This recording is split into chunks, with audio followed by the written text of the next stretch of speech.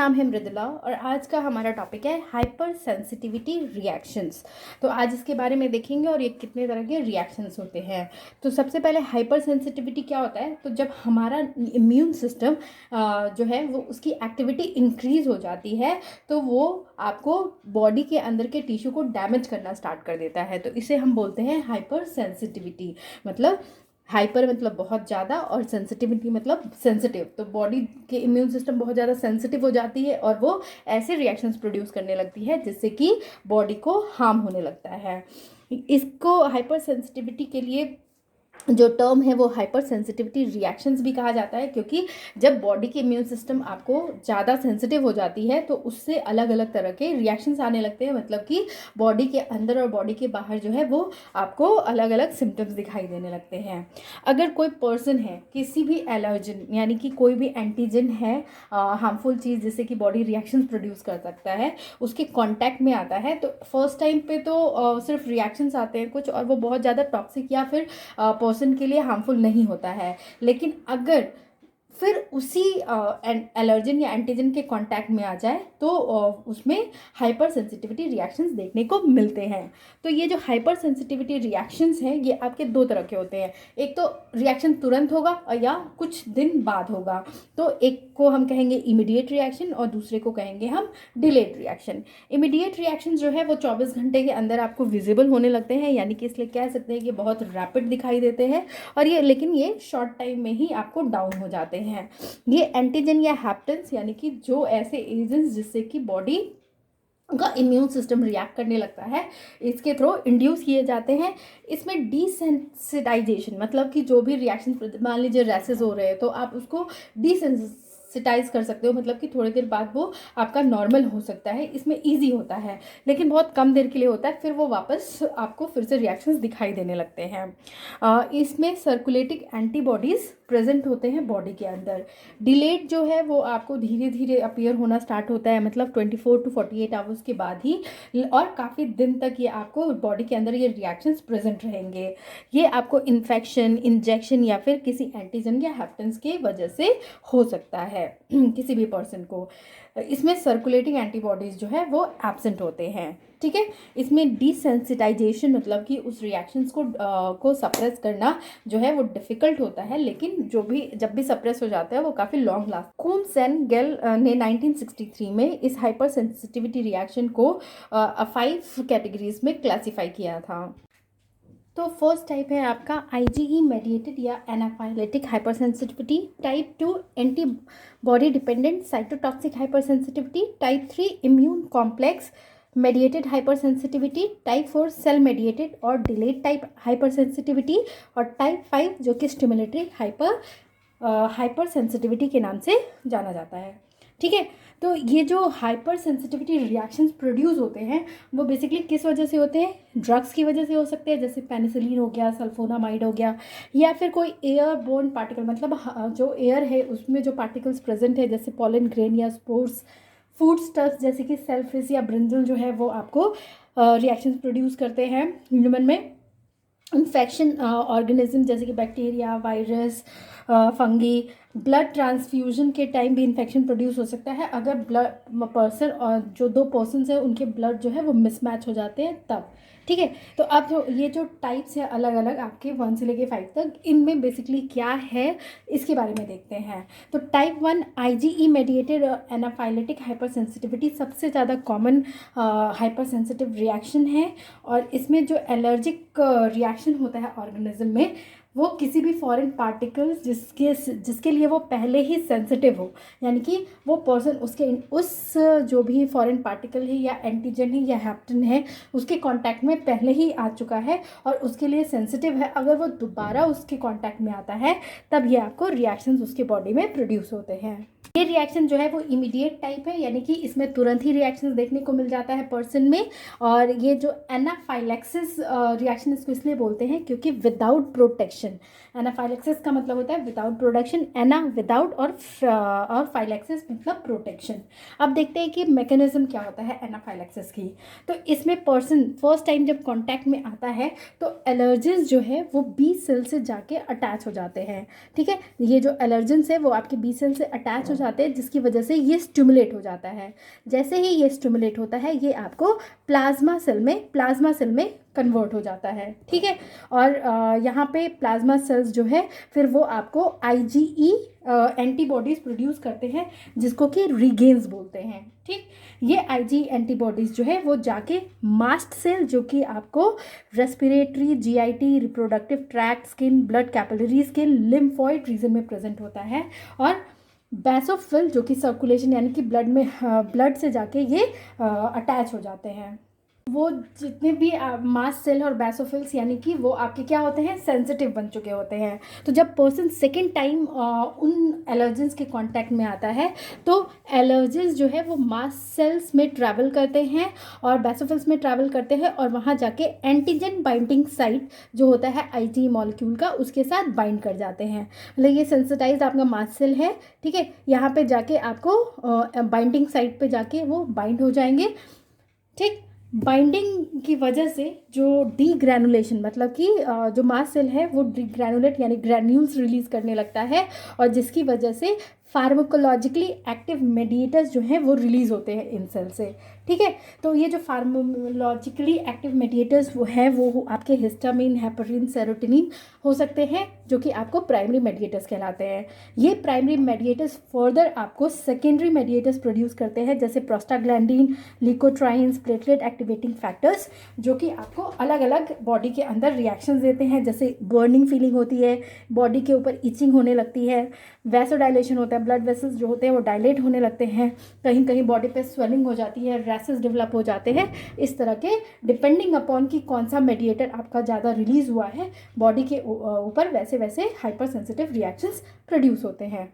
Type 1 hyper sensitivity reactions जो है वो आपको कुछ ड्रग्स या फिर हाउस डस्ट, माइट्स या पॉलन ग्रेन्स, फूड एक्सेट्रा इस तरह के रिएक्शंस प्रोड्यूस करते हैं। सिम्टम्स में बेसिकली जो भी पर्सन है उसमें आपको उसको डायरिया या वॉमिटिंग हो सकती है, अर्टिकेरिया यानी कि छोटे छोटे इस तरह के आपके एलिवेटेड स्किन इरप्शंस हो सकते हैं, मतलब इस तरह से स्वेलिंग दिखाई देगी जो कि रेड कलर की होगी और वहाँ पे बहुत ईचिंग होने लगती है।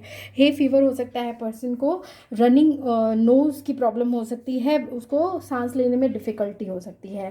ठीक है, एग्जाम्पल्स की बात करें तो इस तरह के रिएक्शंस आपको देखने को मिलते हैं, allergic asthma, allergic conjunctivitis, allergic rhinitis यानी हे फीवर, एट्रोपिक डर्मेटाइटिस यानी एक्जिमा, और अर्टिकेरिया, हाइव्स। ठीक है, तो ये आपके टाइप 1 के एग्जाम्पल्स हो गए। अब देखते हैं टाइप 2। टाइप 2 जो है वो antibody dependent cytotoxic hyper sensitivity है।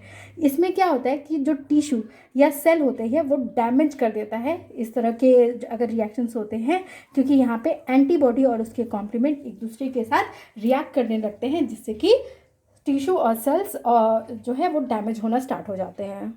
एंटीबॉडीज़ और सेल एसोसिएटेड एंटीजेंस जो होते हैं वो इंटरेक्ट करते हैं, जिसकी वजह से सेल जो होता है वो साइटोटॉक्सिक हो जाता है। ठीक है, और ये साइटोटॉक्सिक होने की वजह से जो किलर सेल्स बॉडी में प्रेजेंट होते हैं, जो इम्यून सिस्टम में जो कि फॉरेन पार्टिकल्स को डिटेक्ट करके उसको किल कर देते हैं, तो जैसे ही ये सेल आपका साइटोटॉक्सिक होता है तो किलर सेल्स उसको डिस्ट्रॉय कर देते हैं। अब हम देखते हैं कि इसकी मैकेनिज्म ऑफ एक्शन क्या है। तो बेसिकली एंटीबॉडीज़ इसमें जो इन्वॉल्व होते हैं वो है इम्यूनोग्लोबुलिन जी और इम्यूनोग्लोबुलिन एम। ठीक है, तो ये जाके आपको एंटीजन से जो कि सेल सरफेस पे प्रेजेंट होते हैं उनसे जाके बाइंड अप कर लेते हैं, जिससे की वजह से सेल जो है वो साइटोटॉक्सिक हो जाता है। जैसे ही सेल साइटोटॉक्सिक होता है तो जो कॉम्प्लीमेंट एक्टिवेशन यानी जो इम्यून सिस्टम का कॉम्प्लीमेंट सिस्टम होता है वो आपको इनिशिएट हो जाता है। ये कॉम्प्लीमेंट जो है वो आपको प्रोडक्ट को स्प्लिट कर देते हैं, जिससे कि जो इंटायर सेल एंटीबॉडी होती है वो फैगोसाइटिक सेल्स जो है वो उसको ले लेता है, मतलब उसको इनगल्फ कर लेता है। जैसे ये टारगेट सेल है, ये जाके यहाँ पे आपको एंटीजेंस प्रेजेंट है, तो जैसे ही एंटीबॉडीज आके इससे बाइंड अप करती हैं, आपका कॉम्प्लीमेंट सिस्टम जो है सेल साइटोटॉक्सिक हो जाता है, तो जो कॉम्प्लीमेंट सिस्टम होता है इम्यून सिस्टम का, वो एक्टिवेट हो जाता है। जैसे ये एक्टिवेट होता है तो जो आपके बॉडी के अंदर फैगोसाइटिक सेल्स होते हैं वो इस इंटायर कॉम्प्लेक्स को ईजिली इनगल्फ कर लेते हैं, ठीक है। सेकेंडली ये एंटीबॉडी कोटेड सेल्स जो होते हैं, मतलब जो आपके सेल्स हैं जिसके चारों तरफ एंटी बॉडीज़ प्रेजेंट है, वो आपको किलर सेल्स के थ्रू भी, जिसमें कि किलर सेल जैसे ही डिटेक्ट करता है कि ये कोई फॉरेन पार्टिकल है, क्योंकि वो साइटोटॉक्सिक सेल में कन्वर्ट हो चुका होता है, तो उसको उसके थ्रू वो किल कर देता है। थर्ड चीज़, एक और चीज़ होती है आपकी, जो उसके मेम्ब्रेन्स होते हैं वो आपको स्वेल करने लगते हैं, जिसकी वजह से आपको ऑस्मोटिक लाइसिस के थ्रू भी उस सेल का डिस्ट्रक्शन हो जाता है। इस तरह के रिएक्शंस की अगर बात करें तो बेसिकली जब ब्लड ट्रांसफ्यूजन यानी वन पर्सन से सेकंड पर्सन में जब ब्लड ट्रांसफ़र होता है तो इस तरह के हाइपर सेंसिटिविटी रिएक्शन देखने को मिल सकते हैं, क्योंकि जब होस्ट का एंटीबॉडी आपको फॉरेन एंटीजन से बाइंड नहीं करता है, यानी कि ब्लड सेल्स जो है वो इनकम्पैटिबल हो जाते हैं, तो सेल जो है वो साइटोटॉक्सिक हो जाता है, और वैसे ही कॉम्प्लीमेंट सिस्टम जो है वो एक्टिवेट होता है। जो मेम्ब्रेन की पोरोसिटी होती है फॉरेन सेल्स की, वो आपकी इंक्रीज होने लगती है, जिससे कि मेम्ब्रेन जो है वो अटैक करता है कॉम्प्लेक्स पे, और हीमोलाइसिस की वजह से वो सेल डिस्ट्रॉय हो जाता है। इसके अलावा सेल जो है, ये तो हेमोलाइसिस यानी कि सेल के ब्रेकडाउन की वजह से हो गया। दूसरा है सेल डिस्ट्रक्शन, जो है वो आपको antibody dependent cell mediated cytotoxicity की वजह से हो सकता है, जैसे कि जैसे ही सेल साइटोटॉक्सिक होता है वैसे ही किलर सेल्स जो है उसको किल कर देते हैं, ठीक है। अदर एग्जांपल्स की बात करें तो आपका ये रिएक्शन देखने को मिलते हैं ऑटो इम्यून हेमोलिटिक एनीमिया में, ग्रेव डिसीज में, मिस्थेनिया ग्रेविस में, और र्यूमेटाइड फीवर के केसेस में। Third type of hyper sensitivity reaction है जिसको कि immune complex mediated hyper sensitivity कहते हैं। ये आपको एंटीजन जो ब्लड में सर्कुलेट कर रहा होता है एंटीबॉडी, उनके बीच में जब कॉम्बिनेशन होता है, मतलब कि वो एक दूसरे के साथ बाइंड अप करके कॉम्प्लेक्स फॉर्म करते हैं, की वजह से होता है। तो मैकेनिज्म ऑफ एक्शन अगर हम देखें तो जैसे ही कोई एंटीजन किसी पर्सन के बॉडी में जाता है, एंटीबॉडी जो कि ऑलरेडी सर्कुलेट कर रहा होता है वो उसके साथ रिएक्ट करके एक इम्यून कॉम्प्लेक्स फॉर्म करता है। ये कॉम्प्लेक्स जो है उसकी वजह से आपको माइक्रो प्रेसिपिटेट्स फॉर्म होने लगते हैं स्मॉल ब्लड वेसल्स के चारों तरफ, ठीक है, जिसकी वजह से इन्फ्लेमेशन होता है, मतलब वहाँ पे स्वेलिंग होने लगती है, और जो वेसल्स होते हैं वो मैकेनिकली ब्लॉक हो जाते हैं। उसकी वजह से, जो इन्फ्लेमेशन की वजह से फिर क्या होता है, इन्फ्लेमेटरी सेल्स जो है वो रिलीज़ होते हैं, जैसे न्यूट्रोफिल्स रिलीज़ होते हैं, जो कि आपको जिसके में आपको ग्रैन्यूल्स प्रेजेंट होते हैं जो आपको सेल डिस्ट्रॉइंग एंजाइम्स कंटेन करते हैं। ये एंजाइम्स जो है फिर आपके बेसमेंट मेम्ब्रेन, ब्लड वेसल्स के बेसमेंट मेम्ब्रेन के एंडोथेलियल सेल्स को डैमेज करना स्टार्ट कर देती है। अगर हम इसमें देखें तो देखिए यहाँ पे जैसे ही आपकी एंटीजन आई वो आपकी जाके बाइंड अप करती है, एंटीबॉडी उसके साथ बाइंड करती है। यहाँ पे आपको साइड में इम्यून कॉम्प्लेक्सेस होते हैं जो एक्टिवेट कर देते हैं आपको कॉम्प्लीमेंट सिस्टम को, जिसकी वजह से इन्फ्लेमेटरी सेल्स आने लगती है। तो जैसे ये बाइंड अप करते हैं, ये कॉम्प्लेक्स फॉर्म होता है, वैसे ही आपको माइक्रो प्रेसिपिटेट्स इसके चारों तरफ फॉर्म होने लगते हैं, ठीक है, जिसकी वजह से यहाँ पे इन्फ्लेमेशन होने लगता है और वेसल्स जो है वो ब्लॉक होने स्टार्ट हो जाते हैं। ये आपका बेसमेंट मेम्ब्रेन है और यहाँ पे ये एंडोथेलियल सेल्स है, ठीक है। और जितने भी इम्यून कॉम्प्लेक्स है वो कहाँ जाके डिपॉजिट होते हैं, तो वो आपके ब्लड वेसल्स के वॉल पे होने लगते हैं, ठीक। तो जो ये आपका कॉम्प्लेक्स यहाँ पे जो प्रेजेंट होते हैं इम्यून कॉम्प्लेक्स वो इन्फ्लेमेटरी सेल्स को अट्रैक्ट करते हैं, जिसकी वजह से न्यूट्रोफिल्स यहाँ पे आके अटैच होते हैं। इस न्यूट्रोफिल्स के अंदर आपके जो ग्रैन्यूल्स होते हैं उसमें एंजाइम्स होते हैं जो कि रिलीज होते हैं और एंडोथेलियल सेल के इस बेसमेंट मेम्ब्रेन को डैमेज करना स्टार्ट कर देते हैं।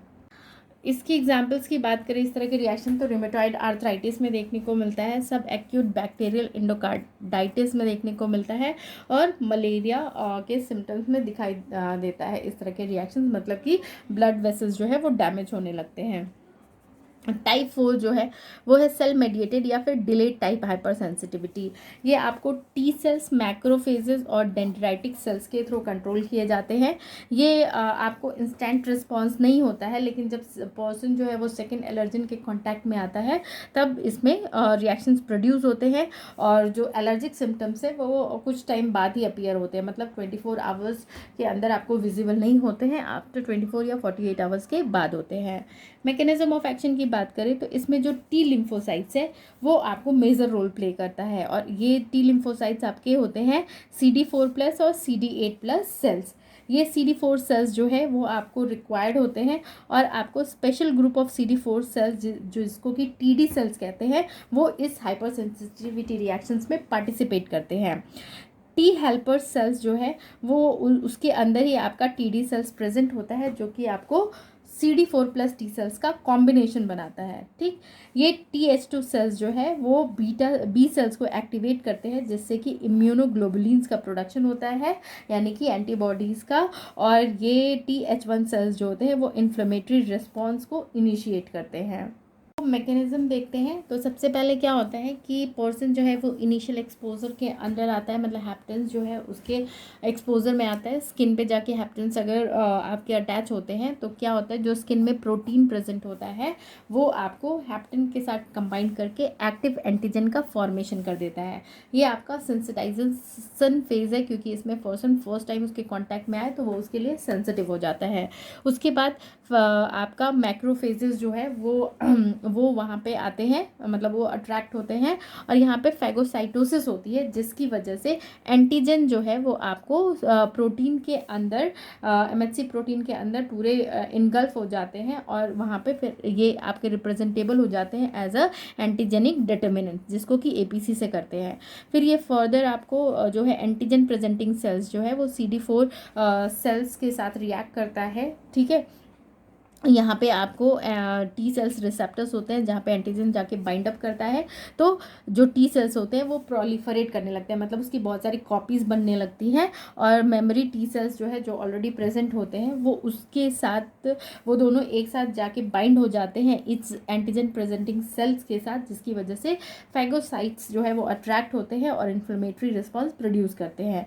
उसके अलावा ये तो फर्स्ट एक्सपोजर हो गया। सेकेंड एक्सपोजर में ऑलरेडी पर्सन सेंसिटिव है, तो वो एक्टिव, मतलब तुरंत ही जैसे ही हैप्टेन के कांटेक्ट में आते हैं वो जो है APC यानी एंटीजन प्रेजेंटिंग सेल्स जो होते हैं वो एक्टिव हो जाते हैं, और वो जाके फिर आपको बाइंड अप करते हैं। बाइंड अप करने से फैगोसाइट्स अट्रैक्ट होते हैं, और फिर इन्फ्लेमेटरी रिस्पॉन्स जो है वो प्रोड्यूस होती है। एग्जाम्पल्स की बात करें तो इस तरह के रिएक्शन आपको कॉन्टैक्ट डर्मेटाइटिस में देखने को मिलते हैं, लेप्रोसी के सिम्टम्स हो सकते हैं, ट्रांसप्लांट रिजेक्शंस हो सकते हैं, या कॉलिक डिसीजेज में इस तरह के रिएक्शन देखने को मिलते हैं। फिफ्थ जो है वो है स्टिमुलेटरी हाइपर सेंसिटिविटी। ये जो है एंटीबॉडी मेडिएटेड हाइपर सेंसिटिविटी होती है, बॉडीज़ की वजह से होती है। इसमें एंटीबॉडी जो है वो आपको जो भी कंपोनेंट होता है यानी हार्मोन रिसेप्टर होता है उसके साथ जाके बाइंड अप कर लेता है, और जो हार्मोन होता है वो वहाँ पे जाके बाइंड नहीं करता है, तो जिसकी वजह से सेल्स जो है वो स्टिमुलेट हो जाते हैं बिना अपने हार्मोन के। ठीक है, जैसे ग्रेव डिसीज़ में जब आपको जो रिसेप्टर्स, थायराइड रिसेप्टर्स होते हैं वो थायराइड हार्मोन के लिए काफ़ी सेंसिटिव होते हैं। ठीक है, तो यहाँ पे क्या होता है, थायराइड स्टिमुलेटिंग हार्मोन जो है वो पिट्यूटरी ग्लैंड के थ्रू सिक्रीट होते हैं, जो कि जाके थायराइड सेल रिसेप्टर से बाइंड अप करते हैं। जैसे ही वो बाइंड अप करते हैं, एडेनिन साइक्लेज जो होता है वो एक्टिवेट हो जाता है, जो कि ATP को AMP में कन्वर्ट कर देता है। फिर ये AMP जो है वो थायराइड सेल्स को एक्टिवेट करता है, जिसकी वजह से थायरॉक्सिन रिलीज होती है। तो यहाँ पे ये जो आपका थायराइड हार्मोन है वो जाके जो थायराइड सेल रिसेप्टर से बाइंड कर रहा है, उसकी जगह अगर कोई थायरोटॉक्सिक पेशेंट है तो वहाँ पे ऑलरेडी एंटीबॉडीज़ प्रेजेंट होते हैं, जो कि जाके इससे बाइंड अप कर लेते हैं, और बाइंड जैसे ही करते हैं तो क्या होता है कि वहाँ पे सेल स्टिमुलेट हो जाता है, वो थायरॉक्सिन रिलीज करने लगता है, तो वहाँ पे excess amount of thyroxine release होती है, तो वो आपको अलग से बॉडी में हाइपर सेंसिटिव रिएक्शन शो करते हैं।